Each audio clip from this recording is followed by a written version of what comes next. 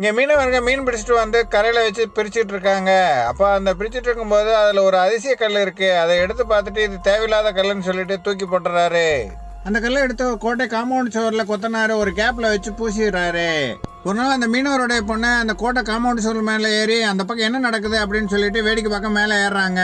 அப்படியே மேலே ஏறி பார்த்துட்டு இருக்கும்போது அந்த பக்கம் இருந்து அரசர் ஒருத்தர் குதிரை சவாரி செஞ்சுட்டு இருக்கு. இந்த பொண்ணு எட்டி பார்க்கறத பார்த்துறாரு. ஐயோ, அரசர் பார்த்துட்டாருன்னு பயந்துட்டு அதுல இருந்து கீழே குதிச்சுறாங்க. அப்படி குதிச்சு இருக்கும்போது அந்த அதிசய கல்லும் சேர்ந்து கீழே விழுந்துருது. இதனடா ஒரு கல்லு மட்டும் கீழே விழுந்திருக்கே அப்படின்னு சொல்லிட்டு அந்த கல்லை தட்டி பார்க்கறாங்க.